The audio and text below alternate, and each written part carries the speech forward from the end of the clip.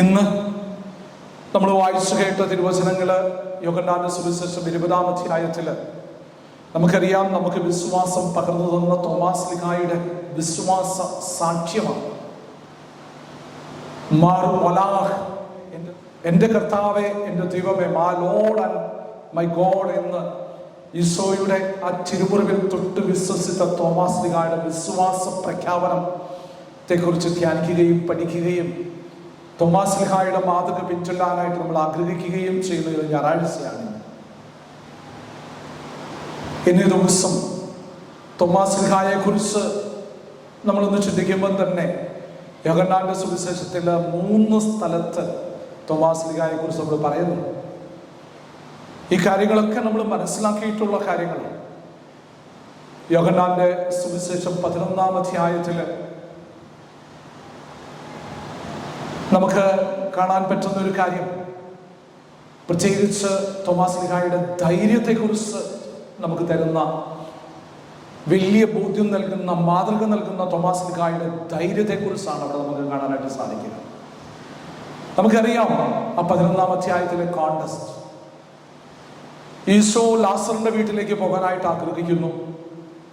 ശിഷ്യന്മാർക്കറിയാം, ഈശോ ലാസറിന്റെ വീട്ടിലേക്ക് പോയാൽ ആളുകളുടെ സംസാരം അനുസരിച്ച് ഈശോയെ കല്ലെറിഞ്ഞു കൊല്ലണം എന്ന് ചിന്തിക്കുന്ന ഒരു സംസാരം അവിടെയുണ്ട്.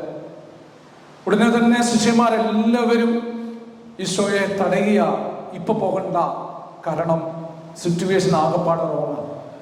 പക്ഷേ ഈശോ ആഗ്രഹം പ്രകടിപ്പിക്കുന്നു, എനിക്ക് അങ്ങോട്ട് പോയേ പറ്റൂ, ലാസറിന്റെ വീട്ടിലേക്ക്. ഉടനെ തന്നെ നമുക്കറിയാം, സുവിശേഷത്തിൽ തന്നെ നമുക്ക് കാണാനായിട്ട് സാധിക്കും, തോമാസ് ലീഹ പറയുന്നു, നമുക്കും അവനോടൊപ്പം പോയി മരിക്കാം. നമുക്കറിയാം, ഈ ഒറ്റ വാക്ക് നമ്മൾ ധ്യാനിക്കുമ്പോൾ തന്നെ നമുക്ക് കാണാനായിട്ട് സാധിക്കും തോമാസ് ലീഹായുടെ അത്യന്തം ധൈര്യം, തീഷ്ണത, കറേജസ്. മരിക്കുന്നെങ്കിൽ ഈശോയുടെ കൂടെ പോയി നമുക്ക് മരിക്കാം എന്നാണ് ആ വചനം ബൈബിൾ പണ്ഡിതന്മാരെ വ്യാഖ്യാനിച്ചു തരിക.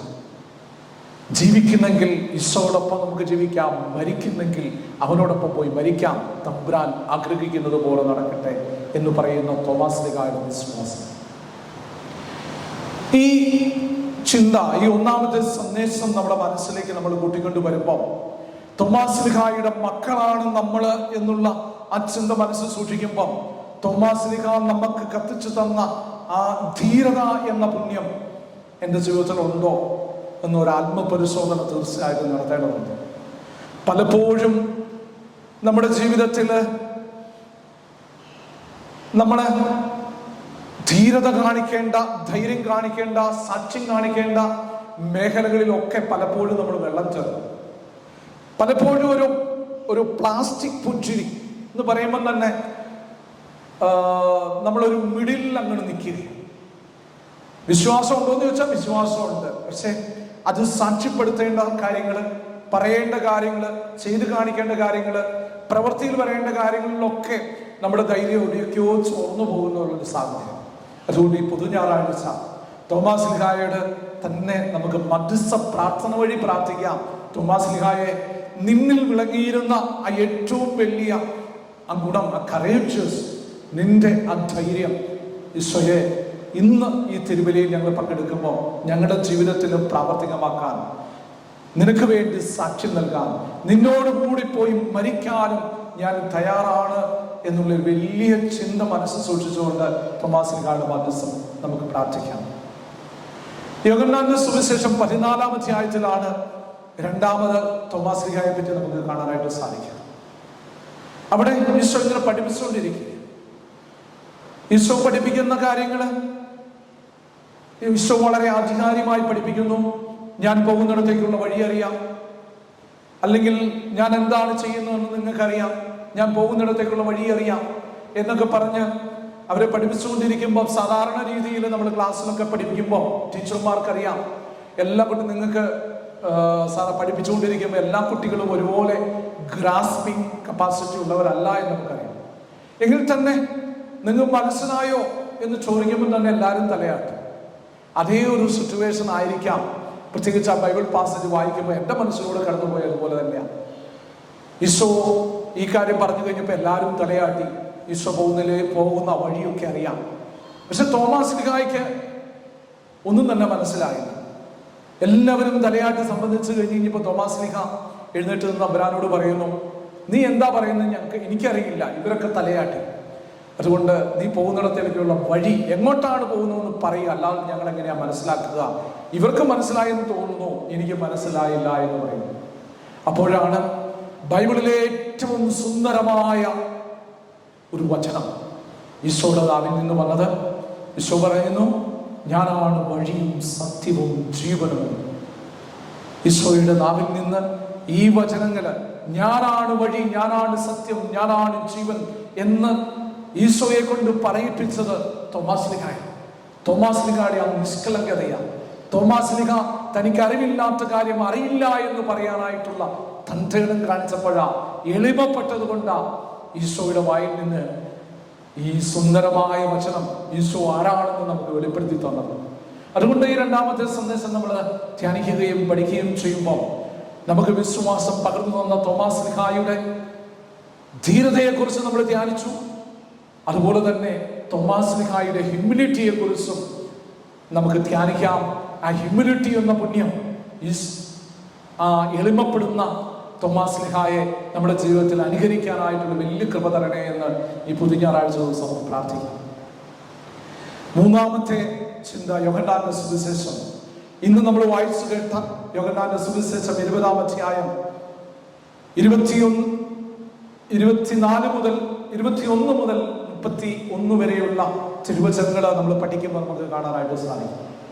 അവിടെ കാര്യങ്ങള് അച്ഛൻ പറയുമ്പം തന്നെ ഇന്നത്തെ ആ കാര്യങ്ങളൊന്ന് വിഷ്വലൈസ് ചെയ്യാനായിട്ട് നമ്മുടെ മനസ്സിനെ ഒന്ന് വിട്ടുകൊടുക്കുകയാണെങ്കിൽ ഏറ്റവും നന്നായിട്ട് തന്നെ ആ പാസേജ് മനസ്സിലാക്കി, ആ സന്ദേശം മനസ്സിലാക്കാനായിട്ട് നമുക്ക് സാധിക്കും. നമുക്കറിയാം, ഇന്നത്തെ സുവിശേഷത്തിന്റെ കോണ്ടക്സ്റ്റ്, ഈസ്റ്റർ കഴിഞ്ഞു 8 ദിവസങ്ങൾക്ക് ശേഷം ഈശോ വീണ്ടും പ്രത്യക്ഷപ്പെടുന്നു. ഈശോയുടെ ഉയർപ്പിന് ശേഷം ഈശോ പല പ്രാവശ്യം പ്രത്യക്ഷപ്പെടുന്നു. ഈശോ ആദ്യം പ്രത്യക്ഷപ്പെട്ട സമയത്ത് തോമാസ് ലീഹ അവിടെ ഇല്ലായിരുന്നു. ആ തോമാസ് ലീഹ ഇല്ലാത്തപ്പോൾ ഈശോ പ്രത്യക്ഷപ്പെട്ടപ്പോൾ തോമാസ് ലീഹ അവരുടെ ശിഷ്യന്മാരുടെ കൂടെ കൂടിയപ്പം അവരോട് മറ്റുള്ള ശിഷ്യന്മാർ പറഞ്ഞു, ഞങ്ങൾ ഈശോയെ കണ്ടു, ഉദ്ധിതനായ ഈശോയെ ഞങ്ങൾ കണ്ടു, ഈശോയുടെ വിലാപ്പുറം കണ്ടു, ആണിയടിച്ച കരങ്ങൾ കണ്ടു, ഈശോ സത്യമായി ഉയർത്തെഴുന്നേറ്റ് വന്നു, ഞങ്ങൾ കണ്ടു വിശ്വസിച്ചു എന്ന് പറഞ്ഞപ്പം തോമാസ് ലീഹ അത്ര പിടിച്ചില്ല. ഉടനെ തന്നെ തോമാസ് ലീഹ വിചാരിച്ചു, ഞാനും ഒരു അപ്പസ്തോലനാ, ഉദ്ധിതനായ തമ്പുരാനെ കണ്ടെങ്കിൽ മാത്രമേ എനിക്ക് ഒരു അപ്പസ്തോലനായിരിക്കാനായിട്ട് സാധിക്കൂ. അതുകൊണ്ട് തോമാസ് ലീഹ അല്പം നിർബന്ധ ബുദ്ധിയോടെ കാണിക്കുകയാ. മറ്റുള്ള ശിഷ്യന്മാരോട് പറയുകയാ, ഞാൻ വിശ്വസിക്കണമെങ്കിൽ അവന്റെ വിലാപ്പുറം കാണണം, ആണിയടിച്ച കരങ്ങൾ കാണണം. അത് മാത്രം കണ്ടാൽ മാത്രം പോരാ, എനിക്ക് എൻ്റെ കൈ അവന്റെ വിലാപ്പുറത്ത് വെക്കുകയും ചെയ്യല്ലാതെ ഞാൻ വിശ്വസിക്കുകയില്ല എന്ന് അവിടുത്തെ ശിഷ്യന്മാരോട് പറയുകയാണ്. നമുക്കറിയാം, ഇന്നത്തെ ബൈബിൾ പാസേജിൽ നമുക്ക് കാണാനായിട്ട് സാധിക്കും, ഈശോ എല്ലാവരും തോമസും ഉള്ളപ്പോൾ അവരുടെ ഇടയിലേക്ക് വരുന്നു. തോമസിനെ പേര് ചൊല്ലി വിളിക്കുന്നു. തോമസ് അടുത്തു വരുന്നു. തോമസിനോട് പറയുന്നു, എന്റെ വിലാപ്പുറം കാണുക, ആണിയടിച്ച കരങ്ങൾ കാണുക, നിന്റെ കൈ നീട്ടി എന്നെ സ്പർശിക്കുക, അവിശ്വാസിയാകാതെ വിശ്വാസിയായിരിക്കാൻ പറയുക. അപ്പോഴും തോമാസ് ലീഹായുടെ നാവിൽ നിന്ന് വന്ന വാക്കാണ് my Lord and my God, എന്റെ കർത്താവേ, എന്റെ ദൈവമേ എന്ന്. സ്നേഹമുള്ളവരെ, ഈ പാസേജ് നമ്മൾ ധ്യാനിക്കുമ്പോൾ എൻ്റെ മനസ്സിലേക്ക് തോന്നിയ ഒരു കാര്യമാണ് തോമാസ് ലീഹായുടെ ഒരു സ്നേഹശാഠ്യം. ഈശോയെ അത്രമാത്രം സ്നേഹിക്കുന്ന തോമാസ് ലീഹായെ എനിക്ക് കാണാനായിട്ട് സാധിച്ചത്.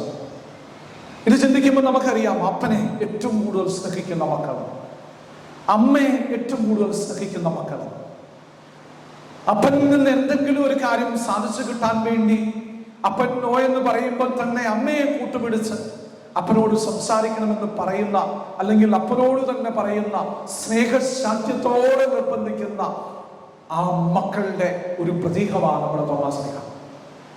അതുപോലെ തന്നെ അമ്മയുടെ അമ്മത്വം മനസ്സിലാക്കി മക്കള് സ്നേഹശാഠ്യത്തോടെ എന്തെങ്കിലും കാര്യങ്ങൾ സാധിച്ചു കിട്ടാൻ അമ്മയുടെ അടുത്തേക്ക് വരുന്ന ഒരു ചിത്രം. ആ ചിത്രമാണ് തോമാശ്ലീഹായുടെ സ്നേഹശാഠ്യം. കാരണം ഞാനും ഒരു അപ്പസ്തോലനാണ്. അപ്പസ്തോലന്റെ ഏറ്റവും ബേസിക് ആയിട്ടുള്ള കാര്യം ഉചിതനായ ഈശോയെ കാണുക എന്നുള്ളത്. സ്നേഹമുള്ളവരെ, ഇന്ന് ഡിവൈൻ മേഴ്സിയുടെ തിരുനാളും നമ്മൾ ഇന്ന് ആഘോഷിക്കുകയാണ്. AD 2000 ജോൺ പോൾ II നമുക്കറിയാം ഈസ്റ്റർ കഴിഞ്ഞു വരുന്ന ഞായറാഴ്ച ഡിവൈൻ സൺഡേ ആയിട്ട്, ഡിവൈൻ മേഴ്സി സൺഡേ ആയിട്ട് ആഹ്വാനം ചെയ്തു. പ്രത്യേകിച്ച് നമുക്കറിയാം അതിന്റെ കോണ്ടസ്റ്റും കാര്യങ്ങളും ഒക്കെ നമ്മുടെ മനസ്സിലും. സിസ്റ്റർ ഫൗസ്റ്റീനായ്ക്ക് ഈശോ പ്രത്യക്ഷപ്പെടുന്നു. ഈശോയുടെ പ്രത്യക്ഷപ്പെട്ട് പറയുകയാണ്, നീ എന്റെ ചിത്രം വരയ്ക്കണമെന്ന്. അങ്ങനെ ഫൗസ്റ്റീന 1935 ഈശോയുടെ കരുണയുടെ ഡിവൈൻ മേഴ്സിയുടെ ചിത്രം വരയ്ക്കുന്നു. ആ കാര്യങ്ങളൊക്കെ മനസ്സിൽ സൂക്ഷിച്ചുകൊണ്ട് ജോൺ പോൾ II അതുപോലെ തന്നെ ഇപ്പോഴത്തെ നമ്മുടെ മാർപ്പാപ്പയും ഒക്കെ ആഗ്രഹിക്കുന്നു, ഈസ്റ്റർ കഴിഞ്ഞു വരുന്ന ആദ്യത്തെ ഞായറാഴ്ച ഡിവൈൻ മേഴ്സി സൺഡേ ആയിട്ട് ആചരിക്കുന്നത്.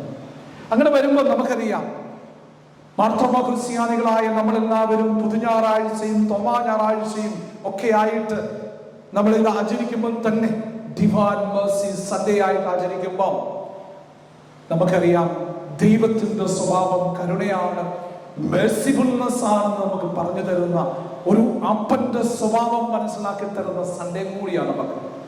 ദൈവ കരുണ, മെർസിഫുൾനെസ് നമുക്ക് ആവശ്യമാണ്, തീർച്ചയായിട്ടും നമ്മുടെ ജീവിതത്തിൽ ആവശ്യമാണ്.